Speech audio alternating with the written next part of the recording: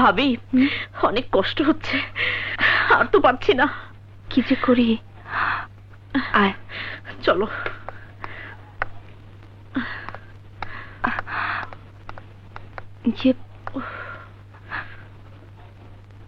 এই যে ভাই শুনুন। কি? ও একটু। ও আচ্ছা আচ্ছা, এসো। যা।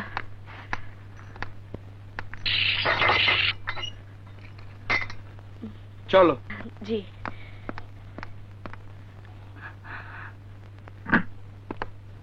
ওই যে টয়লেট, যাও। হ্যাঁ।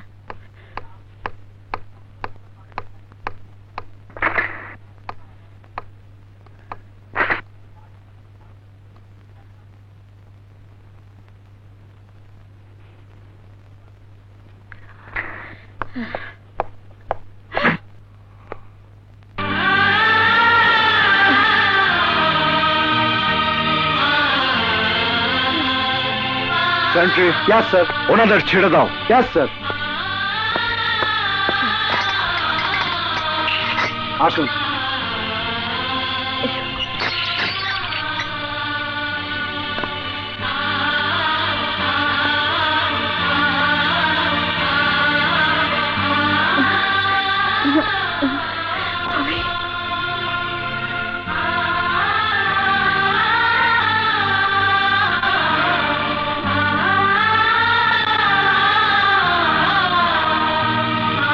দেখুন, কেন আপনাদেরকে ধরে এনেছে আর কি বা আপনাদের অপরাধ তা আমি ঠিক জানি না।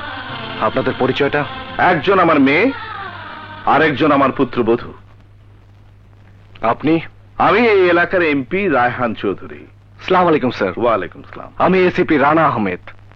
স্যার, যা কিছু ঘটেছে তার জন্য আমি আন্তরিকভাবে দুঃখিত, তবে আমি কথা দিচ্ছি আজকের পর থেকে এলাকায় আর কোন আইন বিরোধী কাজ আমি হতে দেব না। প্লিজ ওনাদেরকে নিয়ে। Thank you. এসো এসো তোমরা।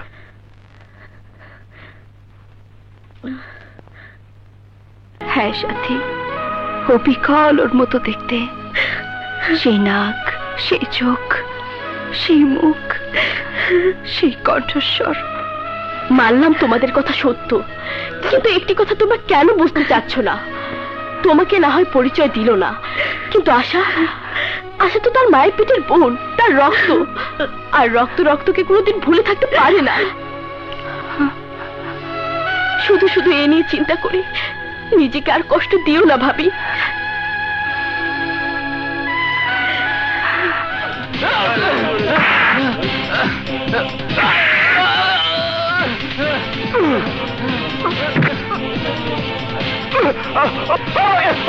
আমাকে বাঁচাও, আমাকে বাঁচাও! খবরদার! কেউ আগে মারবে না! বাঁচতে চাইলে এখান থেকে চলে যাও! তোমরা যেও না!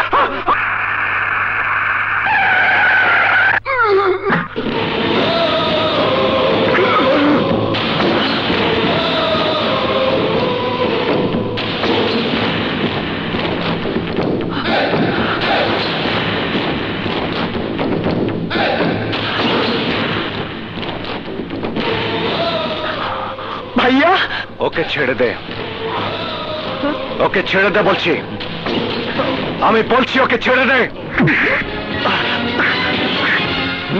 জাফর!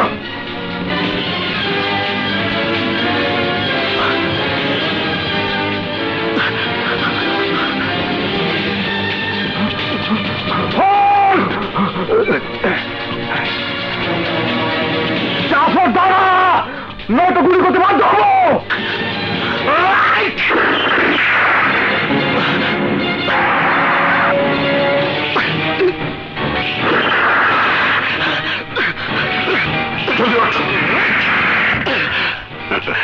জাহিদ!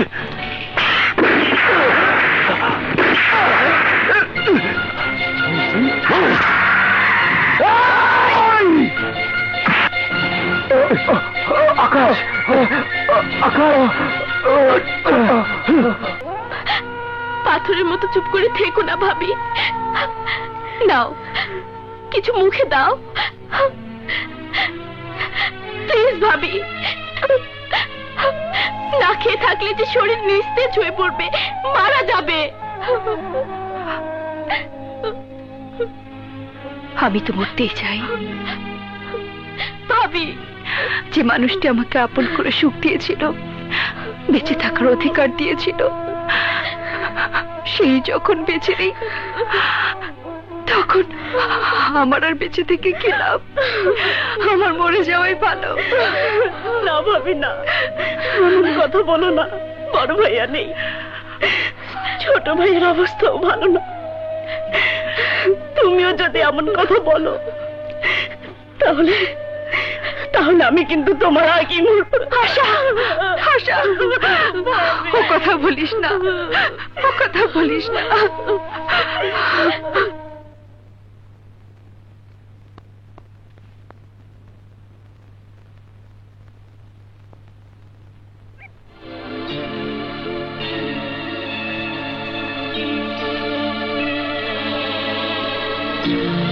কি অবস্থাটা? ভয় নেই, বিপদ মুক্ত, তবে আরো রক্ত লাগতে পারে।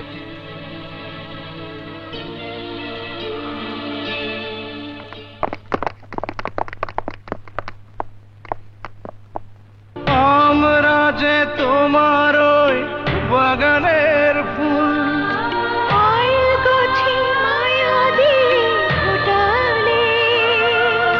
সূর্যের মতো তুমি রাতের শেষে মমতার ডাক দিয়ে ওঠালে। আয় কাছে আয় বুকে রাখবো তোদের ধরে জনম ভরে।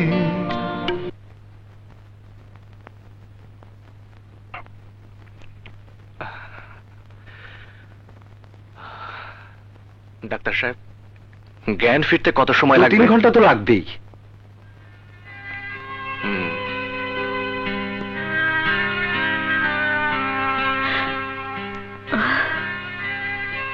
আপনারা থাকুন, আমি কমিশনার সাহেবের সাথে দেখা করতে যাচ্ছি। অসুবিধা হলে আমাকে ফোন করবেন।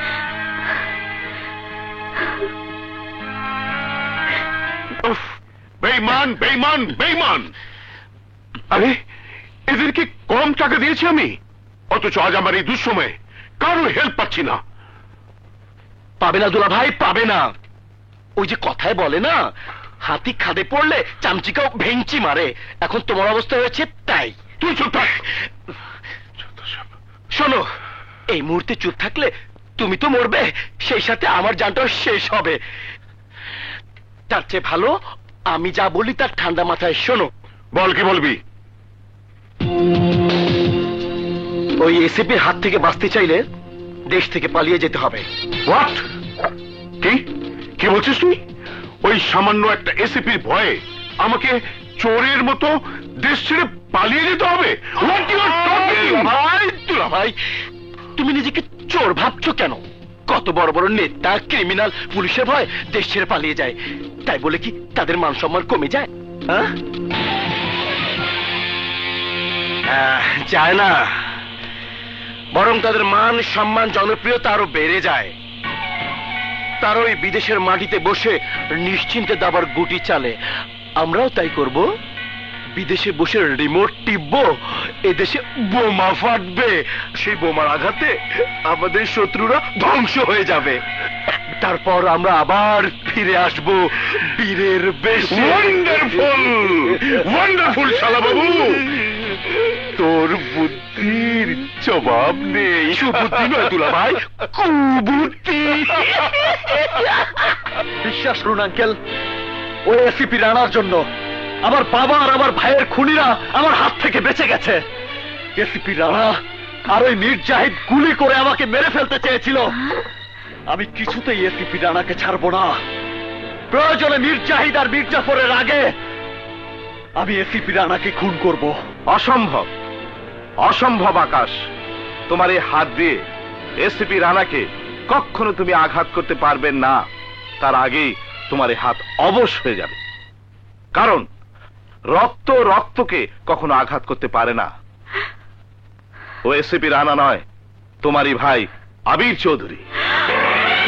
আঙ্কেল, এ আপনি কি বলছেন? হ্যাঁ আকাশ, আবির সেদিন মারা যায়নি। আমি তাকে ম্যান হোল থেকে তুলে অন্য হাসপাতালে নিয়ে যাই। ডাক্তারদের চিকিৎসার উসিলায় ও সুস্থ হয়ে ওঠার পর আমি তাকে নিয়ে স্বরাষ্ট্রমন্ত্রী মহোদয়ের সাথে দেখা করি। মন্ত্রী মহোদয় সবকিছু শুনে দেশের শান্তি ও নিরাপত্তা রক্ষার্থে আবিরকে পুলিশ ডিপার্টমেন্টে নিয়োগ দেন। প্রকৃত অপরাধীদের ধরার জন্যই এতদিন ওর আসল পরিচয় গোপন রাখা হয়েছিল।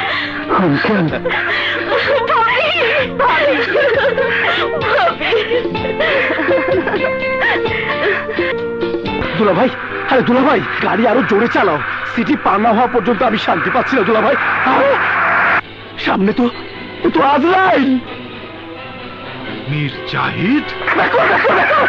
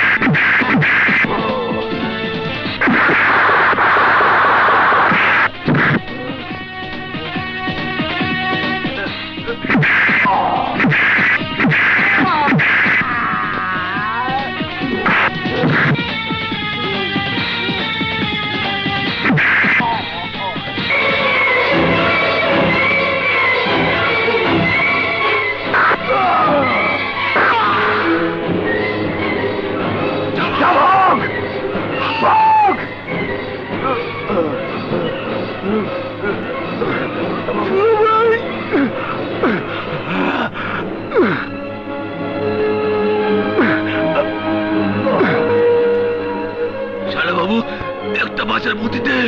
দুলাভাই, ইঞ্জেকশন দিয়া তো বুদ্ধির গোডাউন ধ্বংস করে ফেলাইছে।